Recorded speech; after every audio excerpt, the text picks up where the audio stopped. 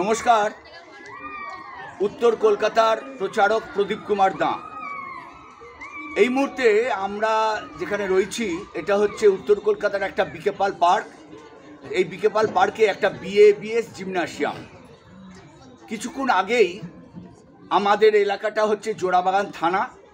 জোড়াবাগান থানাতে আজকে আমাদের যারা আমরা কলকাতা পুলিশের প্রণাম মেম্বার তাদেরকে বড়বাবুর আমন্ত্রণে আমরা গিয়েছিলাম এবং সাইবার ক্রাইম ডিপার্টমেন্ট লালবাজার থেকে সেখানে বড় বড় পদস্থ অফিসাররা এসেছিলেন এবং সেই পদস্থ অফিসাররা বুঝিয়ে দিলেন যে কিভাবে সাইবার ক্রাইম কিভাবে বেড়ে গেছে, আর এই সাইবার ক্রাইম বেড়ে যাওয়ার দরুন কিভাবে মানুষ তার জীবনের যে চাকরি জীবন বা ব্যবসা জীবনের সঞ্চিত অর্থ কিভাবে নিঃশেষ করে ফেলছে এই সাইবার ক্রাইমে। স্যারেরা বুঝিয়ে দিলেন আমাদের যে ডিজিটাল অ্যারেস্ট এই কথাটা বলে লোককে ভয় পাইয়ে দিয়ে তাকে সমস্ত টাকা পয়সা খুইয়ে ফেলছে। আমি দেখতে পাচ্ছেন এই মায়েদের হাতে, কয়েকজনের হাতে দেখতে পাচ্ছেন যে এই কাগজগুলো, এই যে কাগজগুলো কলকাতা পুলিশ থেকে আমাকে দেওয়া হলো যাতে সকলকে সচেতন করার জন্য সকলকে আমরা বিলিয়ে দিই।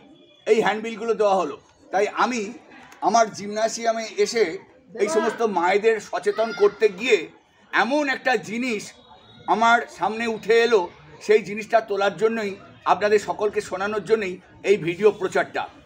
এই যে ম্যাডাম আমার ডান দিকে রয়েছে, আমার জিমনাসিয়ামের একজন ছাত্রর মা। এর নাম হচ্ছে শ্রুতি মাহাতা। ওর কথা কিছু শুনবো। একটা বছর আগে এই শ্রুতি ম্যাডাম উনি সব বলবেন, তা সত্ত্বেও আমি আগে বলে দিই।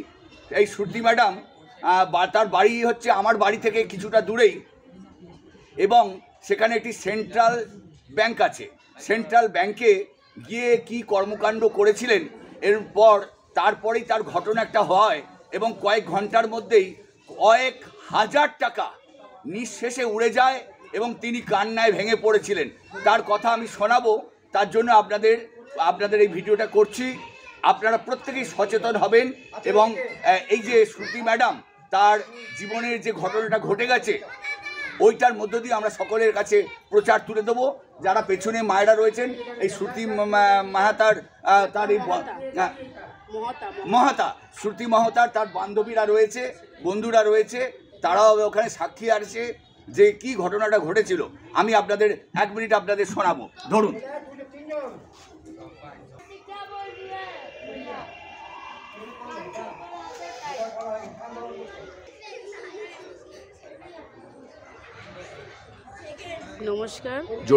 নমস্কার, আমি শ্রুতি মহাতা, আমি শ্যামপুকুর থানার বাসিন্দা। আমার বাড়ি হচ্ছে হাটখোলা পোস্ট অফিসের শোভাবাজারে।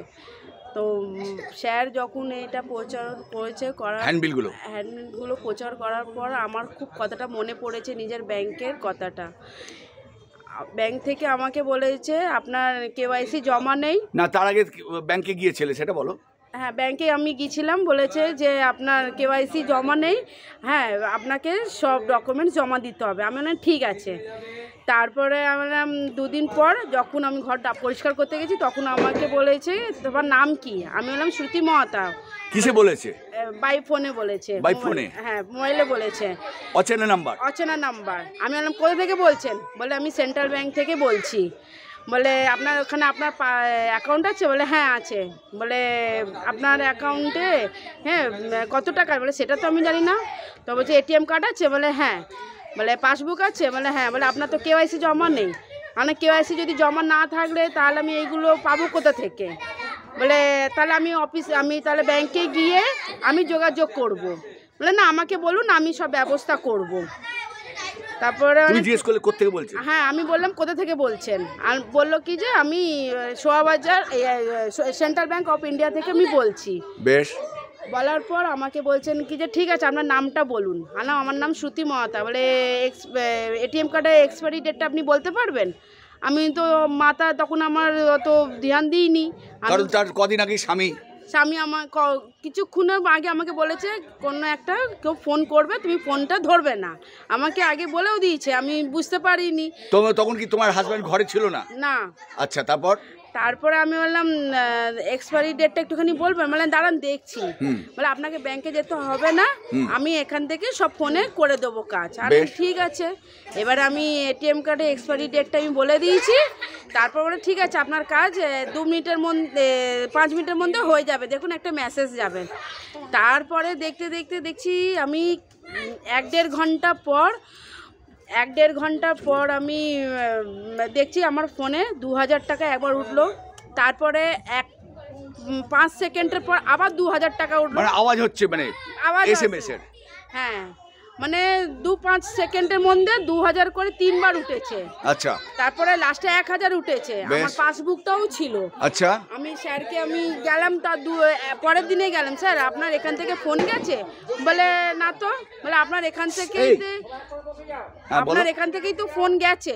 বলে নাম্বার করতে? বলে এই নাম্বার আমি তো করছি, কেউ তো নেই, আননোন নাম্বার, আপনি কেন ফোন ধরেন? বলে আমি কি করে জানবো, আপনার এখান থেকেই ফোন করেছেন। তো বলছে তাহলে আপনি এফআইআর করুন। আমি এফআইআর করেছি। কোথায় করলে? লালবাজারে। একদম লালবাজারে? হ্যাঁ। মানে শ্যামপুর থানায় যাওনি? না, শ্যামপুর যাইনি, লালবাজারে গেছি। ওরাই বললো?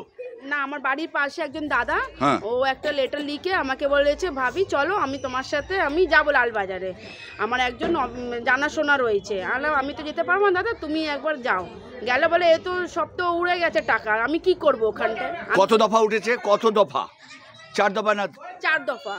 4 দফায় টোটাল 7,000, মানে 2-2-2-1। হ্যাঁ। আচ্ছা, আর বারবার মেসেজ আসছে? বারবার মেসেজ আসছে। তারপরে আমি পরের দিন যাবো কি আমার নন্দাই মানে অ্যাক্সিস ব্যাংকের ম্যানেজার উঁচু পোস্টে আছে, আমি ওনাকে জানালাম। বলে ও বলছে বৌদি তাহলে তুমি আমাকে আগের দিন জানিয়ে দিতে, যে সময় তোমার মেসেজ আসছে আমাকে ওই সময় একটা মানে ফোন করতে পারতে, আমি তাহলে দিল্লি অফিসে ওটা বন্ধ করে দিতে পারতাম।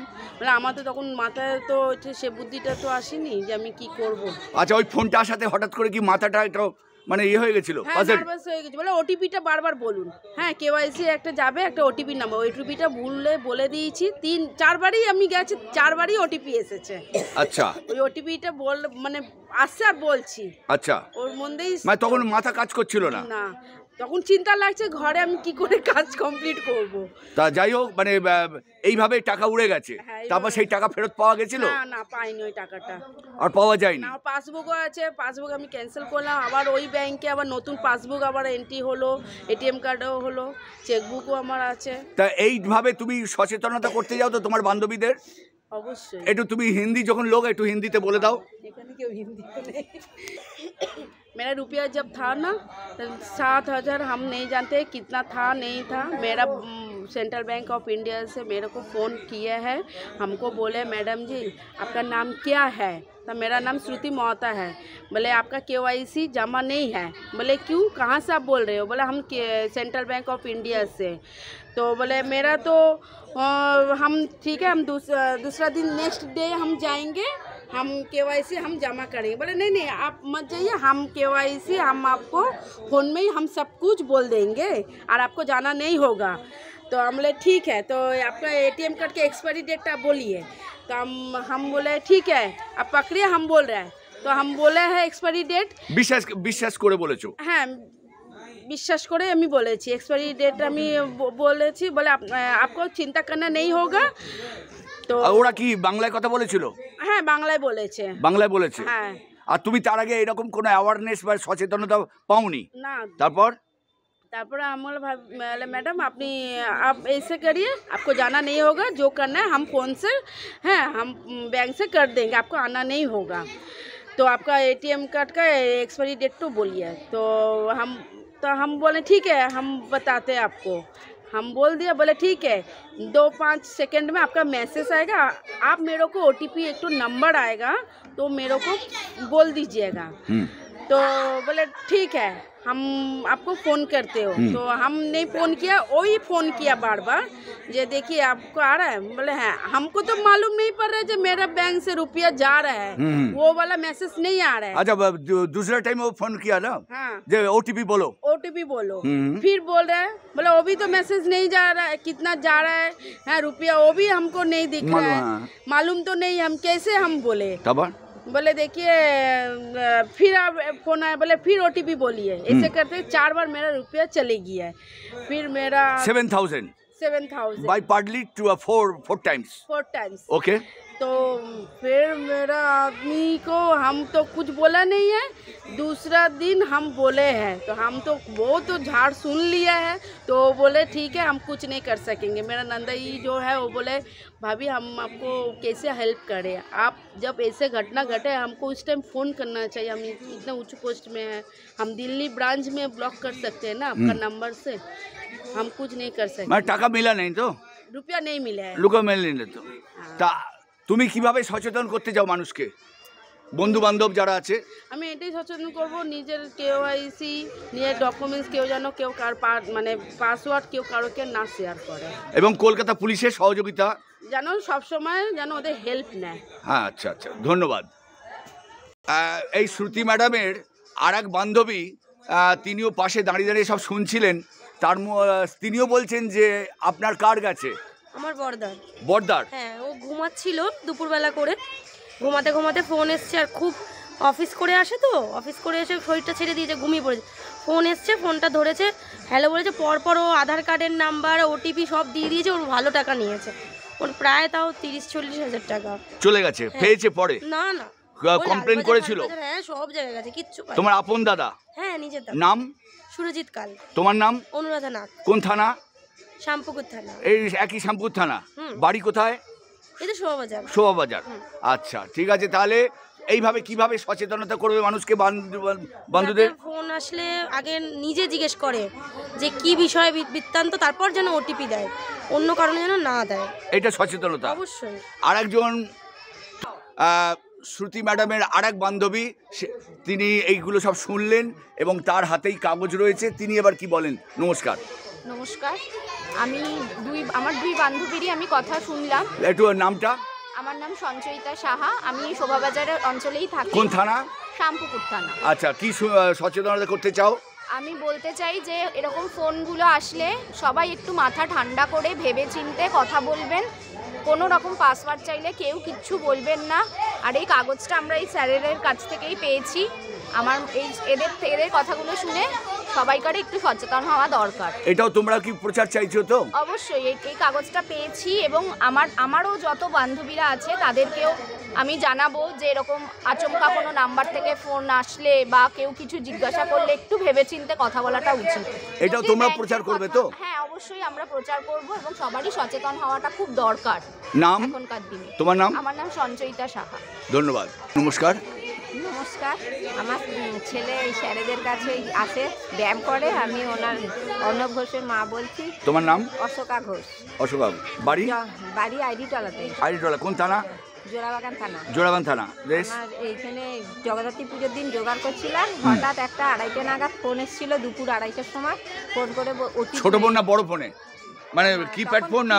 তখন কিপ্যাড ফোন ছিল। আচ্ছা আচ্ছা। তখন কিপ্যাড ফোন ছিল, তখন বলছে আপনার দিন, ওই যে এটিএম কার্ড নাম্বার দিন। আমি বললাম আমার তো এটিএম কার্ড নেই। বলছে তাহলে পয়সা তোলেন কী করে? আমি যখন পয়সা তুলি আমি চেকের মাধ্যমে তুলি, আমি কখনো এটিএম নিইনি কার্ড। তখন আমাকে গালাগালি পারলো, পেরে ফোনটা কেটে দিল। মানে কোনো রকম কিছু জানি তো না, আমি কিছু দিইনি। আমি বললাম ব্যাংক থেকে যদি আমায় ডাকে বন্ধ হয়ে যায় তাহলে আমি ব্যাংকে গিয়ে জিজ্ঞাসা করে আসবো। তাহলে আজকে এই যে এইগুলো পেলেন, এই যে কাগজগুলো, এই কাগজগুলো সবাইকে সচেতন করবেন তো? হ্যাঁ হ্যাঁ, অবশ্যই। ধন্যবাদ। এবার যেহেতু ভিডিওটা একটু বড় হয়ে যাচ্ছে, আমি পরবর্তী এই ম্যাডামের একটা ঘটনা ঘটে গেছে সেটাও আমি আপনাদের সামনে তুলে ধরবো। এই ভিডিওটা কেটে পরবর্তী ভিডিওতে আমি আসছি, আপনারা লক্ষ্য করুন। উত্তর কলকাতার প্রদীপ কুমার দা, আপনারা একটু সঙ্গে থাকুন, পরবর্তী ভিডিওয়ে আসছি।